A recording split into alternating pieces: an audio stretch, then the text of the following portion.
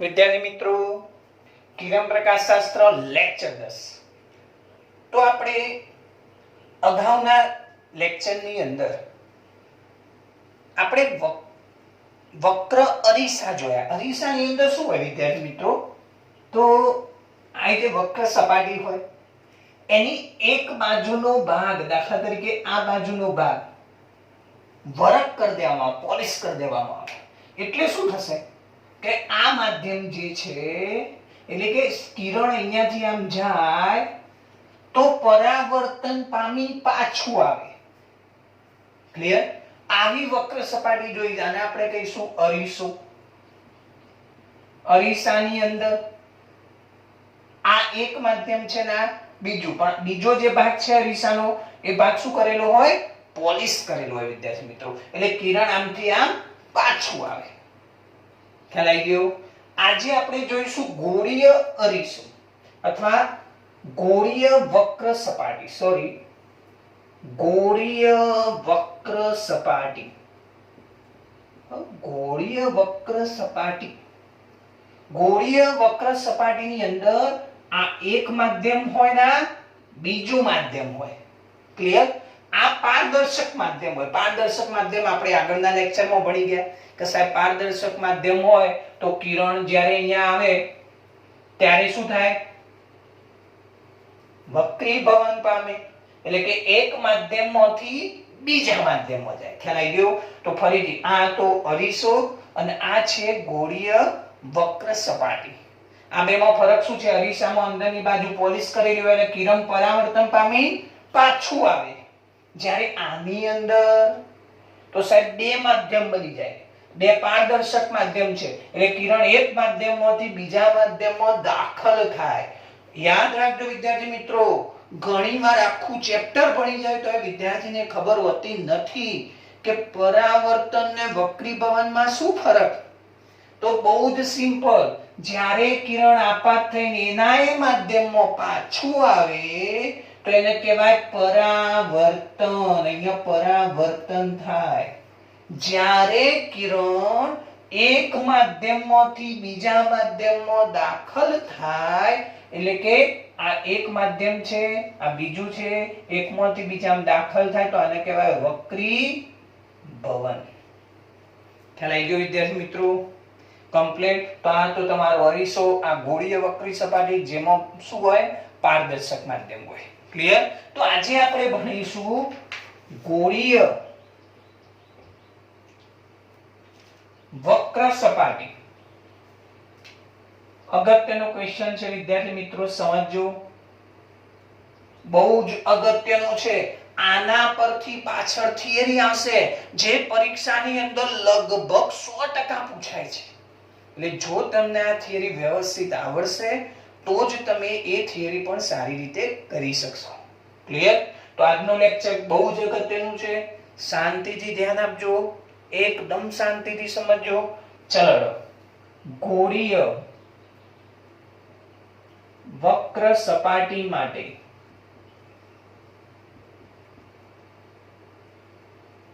વસ્તુ અંતર,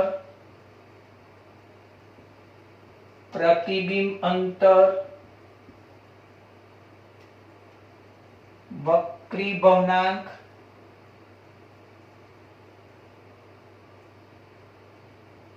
અને વક્રતા ત્રિજ્યા આ વચ્ચેનો સંબંધ મેળવો.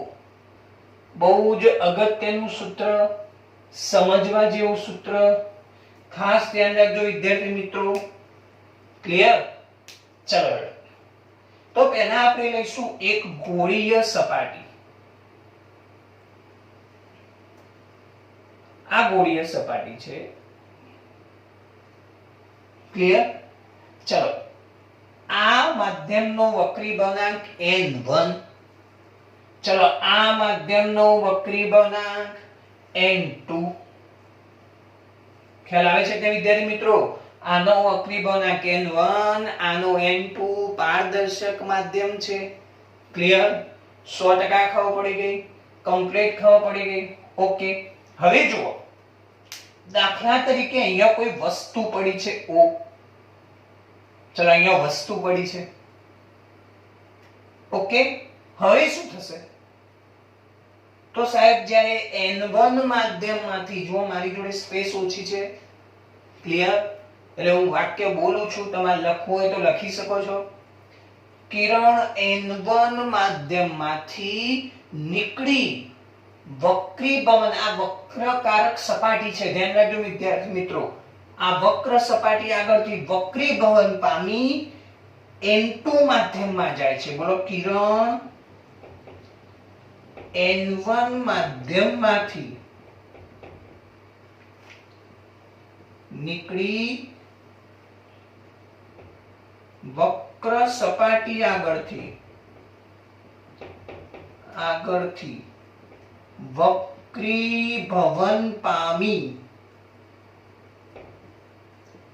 ક્યાં જાય છે વિદ્યાર્થી મિત્રો? n2 માધ્યમમાં જાય છે. ક્લિયર? 100% ખબર પડી ગઈ. તો હવે સમજો, અહીંયા બહુ શાંતિથી સમજો. એ અહીંયાથી કિરણ નીકળ્યું, ક્લિયર? ચલો, આ વસ્તુ છે, અહીંયાથી કિરણ નીકળીને આમ આપાત થયું. તો હવે જુઓ, આ સપાટી હું લંબ દોરું, ચલો આ સપાટી હું દોરું છું લંબ.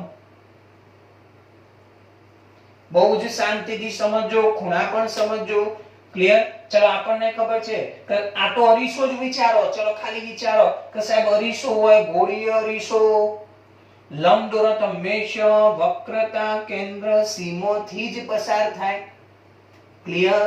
હવે આ કિરણની એક્ચ્યુઅલ દિશા છે, ઓરિજિનલ દિશા.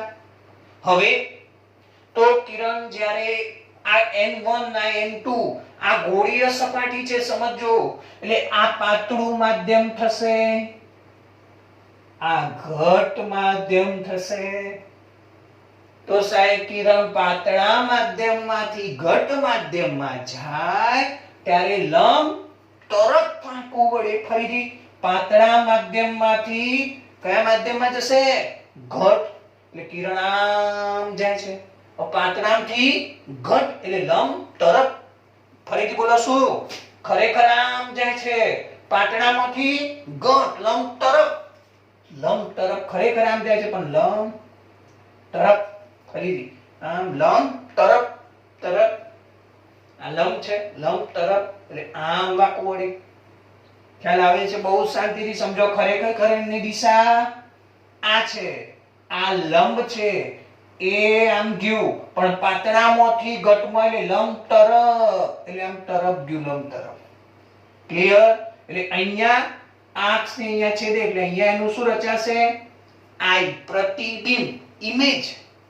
આ વસ્તુ છે, આ એની ઇમેજ એટલે કે પ્રતિબિંબ રચાય. તો આકૃતિમાં બધાને ખબર પડી ગઈ, કમ્પ્લીટ. તો અહીંયા હું લખું છું, ચલો અહીંયા લખી દઉં એમ. હવે અહીંયાથી આમ સીધો એક લંબ દોરી દઉં, આમ જેને નામ આપું એમ. ક્લિયર? ચલો આ અંતર તો સાહેબ વસ્તુ છે એટલે વસ્તુ અંતર u. ચલો અહીંયાથી c નું અંતર તો સાહેબ વક્રતા ત્રિજ્યા r. ચલો અહીંયાથી i નું અંતર તો સાહેબ પ્રતિબિંબ અંતર v. 100% ખબર પડી ગઈ, કમ્પ્લીટ ખબર પડી ગઈ. ઓકે, આકૃતિમાં જે વિદ્યાર્થીને ખબર ના પડી હોય ફરીથી પૂછી લેજો. ક્લિયર? કમેન્ટ ની અંદર લખવાનું કે સાહેબ આકૃતિ ફરીથી સમજાવો, તો હું તમને નેક્સ્ટ લેક્ચર ની અંદર ફરીથી સમજાવીશ. ઓકે, ચલો હવે સમજો. હવે બહુ સિમ્પલ, ત્રિપુટી યાદ રાખવાની. શું યાદ રાખવાની? ત્રિપુટી. ક્લિયર? તો હવે સમજો ત્રિપુટી કેમ? કેમ કે આપણે સંબંધ મેળવવાનો છે u v અને r વચ્ચેનો, u v અને r વચ્ચેનો, એટલે ત્રણ ત્રિકોણ લેવા પડે. બોલો, ત્રણ ત્રિકોણ એટલે ત્રિપુટી. ઓકે, હવે સમજો, અહીંયા ખાસ સમજો. યાદ છે વિદ્યાર્થી મિત્રો? ઝડપથી યાદ છે? યાદ છે સાહેબ? આવું ક્યાં જોયું છે આગળના લેક્ચરમાં? ક્યાં જોયું છે? બોલો બોલો. દાખલા કે આ ખૂણો હોય થીટા, ચલો આ θ1 આ θ2 યાદ છે? ગમે તેવું ત્રિકોણ દોરીશ. ઓકે ચલો હેડો આ θ2 યાદ છે? તો સાહેબ યાદ આવ્યું. હા ત્રિકોણનો આ એક ત્રિજ્યાનો 12 નો ખૂણો હોય આવી રીતે. ક્લિયર? આ ત્રિજ્યાનો 12 નો ખૂણો હોય અને આ બે અંદર ના હોય તો આ થશે તમારો બહિષ્કોણ. યાદ છે? અહીંયા પણ બહિષ્કોણ બનાવી શકાય, અહીંયા પણ બહિષ્કોણ બને. પણ આ બહિષ્કોણ લો તો પછી આ ખૂણો લેવાય ના, તો સાહેબ આ ખૂણો આવે. ક્લિયર? તો બહિષ્કોણ θ બરાબર થાય θ1 θ2. આ તો આપણે અગાઉના લેક્ચરમાં ભણી ગયા. ઓકે તો હવે સમજીએ ફરીથી આ બે અંદરના ત્રિકોણ, ત્રીજો હોય એનો 12 નો ખૂણો લેવાનો. કમ્પ્લીટ. ફરીથી આ ત્રિકોણના અંદરના બે ખૂણા, ત્રીજો એ આ ત્રીજો જે ખૂણો છે એનો 12 નો ખૂણો, એ શું કહેવાય? બહિષ્કોણ કહેવાય. ક્લિયર? આમ પેલા કહેવાય અંતઃસુમુખ કોણ. ચલો હવે તો સાહેબ ત્રિપુટી 3 ત્રિકોણ લેવાના. તો ચલો આપણે 3 ત્રિકોણ જોઈએ કયા કયા લેવાના છે. તો સિમ્પલ, એક U વાળો ત્રિકોણ, એક R વાળો ત્રિકોણ અને એક V વાળો ત્રિકોણ. ખ્યાલ આવી ગયો? હવે દેખો U વાળો ત્રિકોણ કયો બને? તો આ ત્રિકોણ બને. જો આ NM આઈ બાજુ. ચલો R વાળા ત્રિકોણમાં NIM આવ્યો કે નહીં?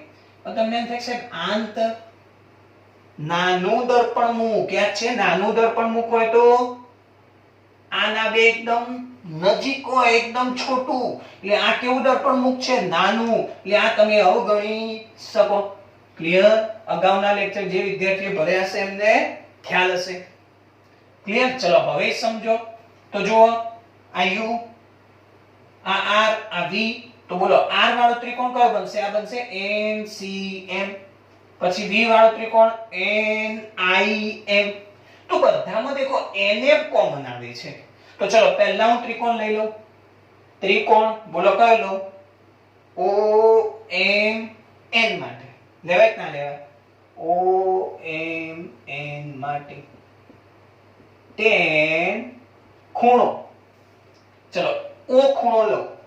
તો બોલો NOM લખાય કે ના લખાય? NOM. ચલો tan લો તો સામેની બાજુ ભાગ્યા પાસેની બાજુ. ચલો સામેની બાજુ એટલે MN અપોન પાસેની બાજુ એટલે OM. ક્લિયર? હવે સાહેબ દર્પણ મુખ ઘણું નાનું, આપણને યાદ જ છે દર્પણ મુખ ઘણું નાનું હોય તો આ થીટા કેવો થશે? અતિ સૂક્ષ્મ. અને સાહેબ ખૂણો અતિ સૂક્ષ્મ તો tan થીટા એપ્રોક્સિમેટલી થીટા. ચલો આપણને ખબર જ છે ફરીથી tan theta approximately theta. Okay તો હવે સમજો બહુ શાંતિથી. ચલો જુઓ હેડો. તો એપ્રોક્સિમેટલી શું થઈ જાય? ખૂણો NOM. ખ્યાલ આવ્યો કે નહીં વિદ્યાર્થી મિત્રો? કમ્પ્લીટ ખબર પડે છે 100%. ઓકે ચલો હવે દેખો બીજો ત્રિકોણ. તો સાહેબ R વાળો ત્રિકોણ લઈ લઈએ. તો બોલો કયો ત્રિકોણ બને? NMC. તો બોલો ત્રિકોણ NMC માટે. ચલો હવે જુઓ. તો બોલો ત્રિકોણ NMC લીધો તો એમાં આ ખૂણો લઈ લઈએ ફરીથી. પહેલો આ ખૂણો લીધો, બીજો આ ખૂણો લઈ લઉં અને ત્રીજો V વાળો એટલે આ ખૂણો લઈશું. ખ્યાલ આવે છે કે નહીં? ચલો બીજો ખૂણો લઈ લઉં. તો બોલો tan ખૂણો NCM. તો બોલો NCM બરાબર. બોલો શું થાય? tan થીટા એટલે સામેની બાજુ. ચલો સામેની બાજુ એટલે MN અપોન પાસેની બાજુ એટલે MC. એપ્રોક્સિમેટલી ખૂણો NCM. ખ્યાલ આવે છે કે વિદ્યાર્થી મિત્રો? tan theta approximately is equals to theta. ચલો હવે ત્રીજો ત્રિકોણ આવશે V વાળો. તો સાહેબ V આટલાથી આટલો એટલે ત્રિકોણ બને NMI. તો બોલો ત્રિકોણ NMI માટે બોલો શું થાય? tan ખૂણો કયો લઈશ? NIM. ફરી પહેલો ખૂણો આ, બીજો આ, ત્રીજો આ NIM. આઈ એમ બરાબર શું થશે વિદ્યાર્થી મિત્રો? તો સામેનો mn upon બોલો mi approximately is equals to nim 100% ખબર પડી ગઈ? તો હા સાહેબ ખબર પડી ગઈ. u v r એ વચ્ચેનો સંબંધ તારવવો છે એટલે એ ત્રણ ત્રિકોણ લઈ લીધા. ચલો હવે તો સાહેબ હવે શું સમજો, હવે શાંતિથી સમજો. ફરીથી આ કિરણ કયું કહેવાય? તો આપાત કિરણ. ચલો આપાત કિરણ એ લંબ સાથે આ જે ખૂણો બનાવ્યો એને આપણે કહીશું આપાત કોણ I. ખ્યાલ આવી ગયો? ચલો એક કિરણ બીજા માધ્યમમાં ગયું એટલે અહીંયા વક્રીભૂત પામ્યું. તો આ લંબ સાથે આ જે ખૂણો બનાવ્યો વક્રીભૂત કોણ R કહેવાય. ફરીથી આપાત કિરણ છે એટલે આપાત કોણ I. ચલો આ લંબ સાથે વક્રીભૂત કિરણ જે ખૂણો બનાવે ને વક્રીભૂત કોણ R. તો સાહેબ આપણને અહીંયા સ્નેલનો નિયમ તો ખબર જ છે. n1 sin I બરાબર n2 sin R. તો સાહેબ I ના R વચ્ચેનો પણ આપણને સંબંધ ખબર છે. તો આપણે હવે શું કરીશું? તો I ના R શોધીશું. તો હવે જોજો બહુ સમજવા જેવું આ વિદ્યાર્થી મિત્રો. આકૃતિ ખાસ ધ્યાન રાખજો. હા આકૃતિ જોજો. આ I વચ્ચેનો સંબંધ લાવો હોય તો હું લખું છું એક ત્રિકોણ. ધ્યાન રાખજો ખાસ ત્રિકોણ NOC લખી દઉં. NOC માટે બહિષ્કોણ સમજો, ખાસ સમજો. બહિષ્કોણ કયો ત્રિકોણ? NOC માટે બહિષ્કોણ કમ્પ્લીટ. ચલો NOC એ આ ત્રિકોણ બને છે. ધ્યાન રાખજો ખાસ. આમ કરીને આમ કરીને આમ બન્યો. ચલો આનો બહિષ્કોણ થાય કે ના થાય વિદ્યાર્થી મિત્રો? સમજો આ બહિષ્કોણ. બહિષ્કોણ એટલે તો બોલો I બરાબર. તો સાહેબ આ જે ત્રિકોણ છે એકદમ શાંતિથી જો કઈ રીતે સમજવાનું આટલા સુધી પહેલા ચોપડામાં નોટ કરી દેવાની. પોઝ કરી દેવાનો વિડિયો, ચોપડાની અંદર નોટ કરી દેવાની અને પછી એકદમ શાંતિથી તમારે ચોપડામાં વિચારવાનું કે સાહેબ I ચલો આ ત્રિકોણ બન્યો તો I એ કોના જેટલો થાય સાહેબ? તો એના સિવાય આ ત્રિકોણ છે તો આ જે ખૂણો છે એના સિવાયના બે ખૂણા એટલે 1 અને 2.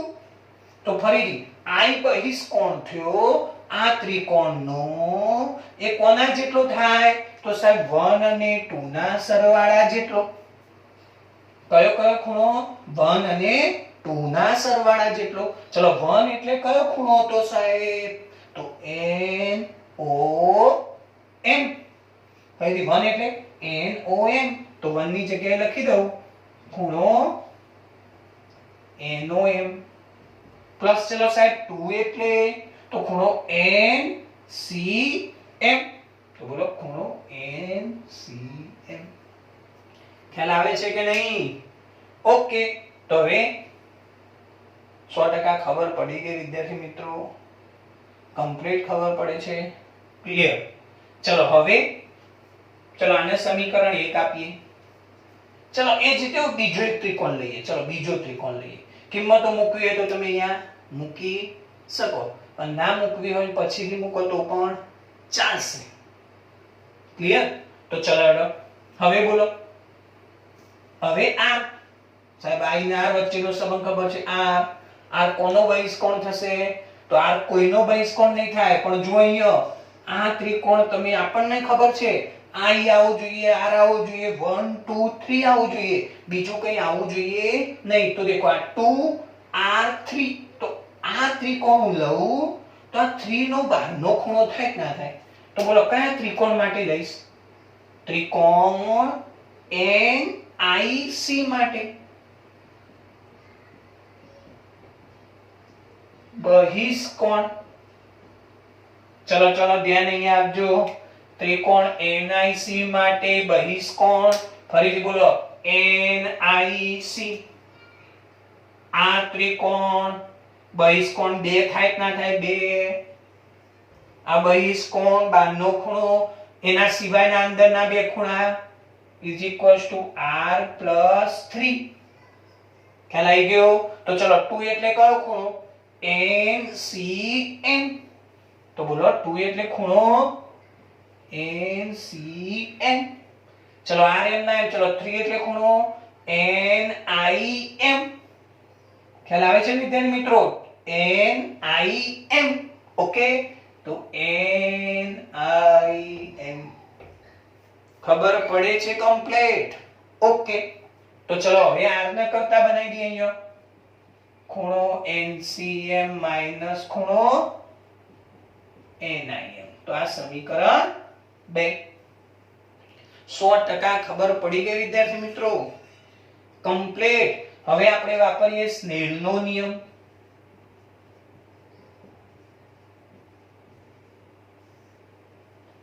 શું વાપરીશું? સ્નેલનો નિયમ. ચલો અહીંયા લખું છું સ્નેલનો નિયમ, ખાસ ધ્યાન આપો અહીંયા. બોલો શું થશે સ્નેલનો નિયમ? તો n1 sin I is equals to n2 sin r. ફરી n1 sin I is equals to n1 sin I is equals to n2 sin r. હવે મેં વાત કરી હતી પહેલા દર્પણ મુખ નાનું, ખૂણાથી નાના, sin theta approximately is equals to theta. તો બોલો sin I approximately I, sin r approximately r. તો બોલો n1 I is equals to n2 r. ખ્યાલ આવે છે વિદ્યાર્થી મિત્રો? કમ્પ્લીટ. નોટ ડાઉન કરતા રહેજો સાથે સાથે. તો બોલો n1 ચલો I એટલે શું? તો સાહેબ ખૂણો NOM પ્લસ ખૂણો NCM બરાબર n2. ચલો r એટલે તો ખૂણો NCM માઈનસ ખૂણો NIM. કમ્પ્લીટ. દેખાય છે વિદ્યાર્થી મિત્રો? ક્લિયર દેખાય છે? ચલો હવે હું કિંમત મૂકીશ બધાની. તો ચલો NOM, ચલો ખૂણો NOM એટલે MN upon OM. ચલો જોવો એડો MN upon OM. અહીંયા આવે આ નોટ ડાઉન કરી દેજો ખાસ. તો બોલો N1 NOM. ચલો NOM હતો કે નહીં? MN upon OM. પછી બોલો સમજતા રહેજો ખાસ. NCM, ચલો NCM એટલે MN upon MC. ચલો ઇટ ઇક્વલ્સ ટુ N2. ચલો N2 બહુ શાંતિથી. ચલો N2 NCM. ચલો NCM MN upon MC minus NIM. ચલો NIM એટલે MN upon MI. ખ્યાલ આવે છે કે નહીં વિદ્યાર્થી મિત્રો? કમ્પ્લીટ. આપણે આનો ઉપયોગ કરી દીધો છે, તમે નોટ ડાઉન કરતા રહેજો ખાસ. ચલો સાહેબ આટલા સુધી કમ્પ્લીટ ખબર પડી ગઈ છે. હવે શું થશે આગળ? કઈ નહીં. હવે બધાની કિંમતો મૂકો. ચલો mm તો બધામાં કોમન છે. દેખો mn mn mn mn એટલે એ તો કટ થઈ જવાનું કોમન નીકળી. હવે કિંમત મૂકવાની om. તો ચલો અહીં બોલો om. સંજ્ઞા પદ્ધતિ ધ્યાનમાં લેવાની છે.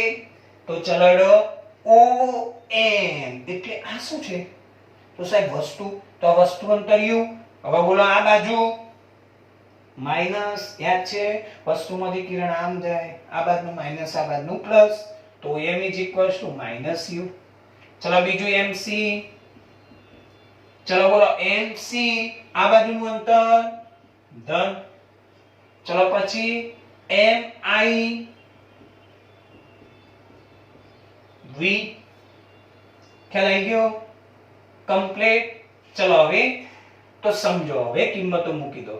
n1 બોલાડો mn upon om એટલે minus u plus mn upon mc એટલે r is equals to n2 ચલો mn upon mc એટલે r minus ચલો mn upon mi mn upon v ખ્યાલ આવી ગયો કેવું છે બહુ સિમ્પલ સાહેબ mn બધામાંથી કટ કરી દઈએ ક્લિયર કોમન નીકળે આ બાદથી ને આ બાદથી ઓકે હવે n1 અંદર ગુણી નાખો બોલો -n1 upon u માઈનસ છે કે નહીં વિદ્યાર્થી મિત્રો ઓકે ચલો n1 અહીંયા ગુણાય plus n1 upon r is equals to n2 upon r minus n2 upon v ચલો આમોય r છે ને આમોય r છે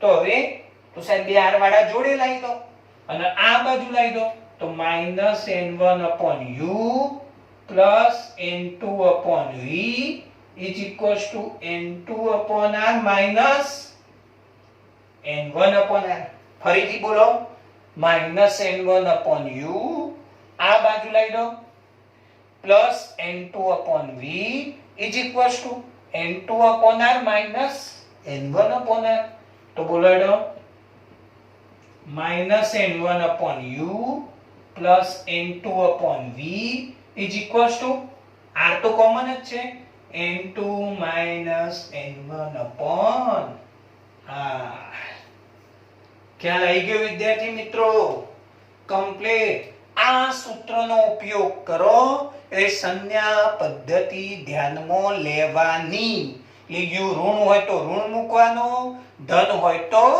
ધન મૂકવાનો ક્લિયર 100% ખબર પડી ગઈ કમ્પ્લીટ ઓકે સાહેબ યાદ રહી ગયું ફરીથી u v r વચ્ચેનો આપણે સંબંધ મેળવવો છે કેટલા ત્રિકોણ લેવાના ત્રણ એક u વાળો એક r વાળો એક v વાળો ચલો u વાળો એટલે સાહેબ n o m ચલો r વાળો n c m v વાળો n i m દરેકનો tan લઈ લેવાનો પછી સાહેબ બીજો કોનો સંબંધ તો i અને r તો સ્નેલનો નિયમ n1 sin i is equals to n2 sin r એ કિંમત આમાં મૂકી દેવાની હવે સાહેબ આનો ઉપયોગ કઈ રીતે કરવાનો તો બહુ સિમ્પલ જોવાડો આ શું છે દેખો વિદ્યાર્થી મિત્રો આ શું છે વસ્તુ શું છે આની સિન્ટેક્સ યાદ રાખી લો સિન્ટેક્સ કયા સ્વરૂપમાં છે તો -n1 upon u plus n2 upon v is equals to n2 minus n1 આ રીતે n2 minus n1 upon r હવે દેખો વસ્તુ u છે ચલો વસ્તુ કયા માધ્યમમાં પડી છે n1 વસ્તુ કયા માધ્યમમાં છે n1 તો ઉપર આવે n1 plus n2 upon v ચલો પ્રતિબિંબ કયામાં રચાયું આ માધ્યમમાં એટલે નીચે v આવે અને કયા માધ્યમમાં છે n2 તો ઉપર n2 આવે આમ પાછળ તો સિમ્પલ જ n2 n1 upon r આ પાછળનાથી આગળનો વક્રી બનાવી બાદ કરીને upon r આ યાદ રાખજો પાછળની થિયરીમાં બહુ જ કામમાં આવવાનું છે કમ્પ્લીટ 100% ખબર પડી ગઈ ફરીથી અહીંયા ગમે તે માધ્યમ હોય જે માધ્યમમાં વસ્તુ પડી હોય ઉપર એનો વક્રી બનાવ જે માધ્યમમાં પ્રતિબિંબ રચાય ઉપર એનો વક્રી બનાવ ક્લિયર ખબર પડી ગઈ અથવા એવું સિમ્પલ યાદ રાખી શકો વસ્તુ પડી હોય એના સિવાયનો વક્રી બનાવ અહીંયા આવે પાછળના બી આગળનો બાદ કરવાનું upon r ઓકે તો આના પરમાં આપણે એક દાખલો જોઈએ બહુ જ સિમ્પલ ઘરે પ્રેક્ટિસ કરજો આ થિયરી બહુ જ અગત્યની છે કેમ કે આના પરથી નેક્સ્ટ લેક્ચર ની અંદર આપણે જે થિયરી ચાલશે એ ખૂબ જ અગત્યની છે બહુ જ અગત્યની એકદમ સમજવા જેવી થિયરી છે વિદ્યાર્થી મિત્રો ચલો હવે આપણે જોઈશું ઉદાહરણ નંબર 6 ઉદાહરણ નંબર 9.6 ચલો સમજો એને હવામાં રાખેલ એક બિંદુવત ઉદ્ગમ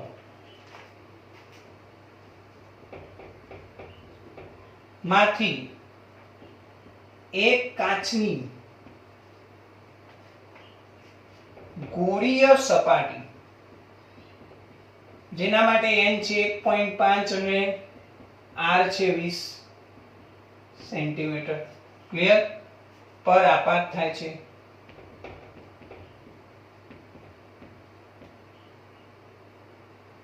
આ સપાટી ઉદ્ગમથી 6 સેન્ટીમીટર દૂર છે 100 સેન્ટીમીટર દૂર છે તો પ્રતિબિંબનું સ્થાન શોધવાનું છે ચલો વિદ્યાર્થી મિત્રો શું શોધવાનું છે તો સાહેબ પ્રતિબિંબનું સ્થાન હવે સમજો હવામાં રાખેલ એક બિંદુવત ઉદ્ગમમાંથી એક કાચની ગોળીય સપાટી ખાલી સમજવા દોરું છું બહુ કઈ કામનું નથી આ ગોળીય સપાટી જેનો વક્રીભાવ એટલે આપણે લેતા હતા n2 1.5 આ દાખલો સમજજો એટલે પાછળ કાલની થિયરીમાં બહુ કામમાં આવશે ચલો આનો વક્રતા ત્રિજ્યા r કેટલી તો સાહેબ r 20 સેન્ટીમીટર એ તો આ બાજુ છે એટલે ધન લેવાનું આ સપાટી ઉદ્ગમથી 100 સેન્ટીમીટર એટલે ઉદ્ગમ એટલે વસ્તુ અહીંયા છે વસ્તુ કેટલા અંતરે છે તો u બરાબર 100 એટલે શું લેવાનું ડાબી બાજુ -100 લેવાનું વક્રતા ત્રિજ્યા અહીંયા હોય એટલે આપણે પ્લસ લઈશું ખ્યાલ આવી ગયો તો પ્રતિબિંબનું સ્થાન એટલે v શોધવાનું છે શું શોધવાનું છે v કમ્પ્લીટ ચલો હવે ઉદ્ગમ અહીંયા હોય તો આ માધ્યમ તો હવા છે હવે સૂત્ર યાદ કરો તો સાહેબ વસ્તુ કયા માધ્યમમાં છે n1 તો બોલાડો -n1/u n2/v પ્રતિબિંબ n2 માં રચાય છે કે નહીં is equals to આમાંથી આ બાદ થાય એટલે કે n2 n1/r ખ્યાલ આવી ગયો વિદ્યાર્થી મિત્રો ધ્યાન આપજો અહીંયા ખાસ બોલો u કેટલો છે -100 તો બોલો -n1 કેટલો 1 u -100 પ્લસ n2 ચલો n2 કેટલો 1.5 v શોધવાનો is equals to 1.5 -1 upon r ચલો r કેટલો 20 ખ્યાલ આવે છે કે નહીં કમ્પ્લીટ ઓકે તો હવે માઈનસ માઈનસ પ્લસ થઈ જશે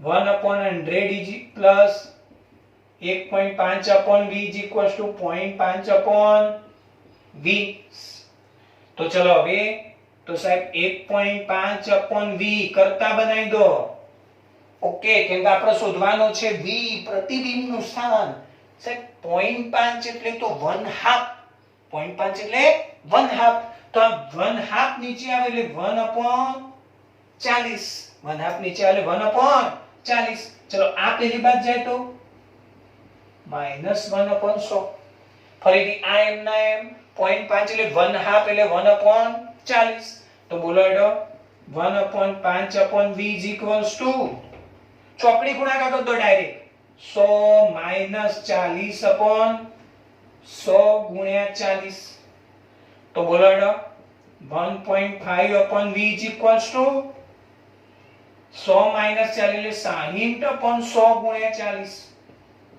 આ કટ તો બોલો v શું મળ્યો ચલો હજુ ભાગ ચાલશે 2 દુ 4 3 દુ 100 કમ્પ્લીટ તો v શું મળે બોલો 1.5 ગુણ્યા 2 ગુણ્યા 100 ભાગ્યા 3 ફરી સમજાઈ દઉં 1.5 ગુણ્યા 100 ગુણ્યા 2 ભાગ્યા 3 હવે 1.5 એટલે તો સાહેબ 3/2 તો બોલો v is equals to 1.5 એટલે 3/2 into 2 into 100/3 આ કટ તો is equals to 100 સેન્ટીમીટર ખ્યાલ આવી ગયો વિદ્યાર્થી મિત્રો ફરીથી 100 - 40 એટલે 60 60 ભાગ્યા 100 ગુણ્યા 40 ક્લિયર જે લસામાં તકલીફ ના પડતી હોય લસા લઈ શકે બહુ સહેલું થઈ જશે ઓકે તો ચલો એડો 60 ભાગ્યા 100 ગુણ્યા 40 0 0 કટ ક્લિયર 100% ખબર પડી ગઈ તો પ્રતિબિંબનું સ્થાન મળી ગયું 100 એટલે પ્લસ છે એનો મતલબ પ્રતિબિંબ કયો રચાયું હશે તો સાહેબ અહીંયા રચાયું પ્રતિબિંબ 100% ખબર પડી ગઈ કેમ કે r તો 20 છે પ્રતિબિંબ અહીંયા રચાય. આમ આપણે દોરતા હતા કે નહીં? ક્લિયર? આ ફક્ત સમજવા માટે છે. ઓકે, તો નેક્સ્ટ લેક્ચર ની અંદર એટલે કે લેક્ચર નંબર 11 ની અંદર આપણે આનો ઉપયોગ જોઈશું, જેથી આ કમ્પ્લીટ એકદમ પરફેક્ટ સમજી તૈયાર કરીને લેક્ચર નંબર 11 ભરજો. Okay, clear? મહેનત કરજો, સમયનો પૂરેપૂરો ઉપયોગ કરજો, નોટ્સ બનાવતા રહેજો. Thank you.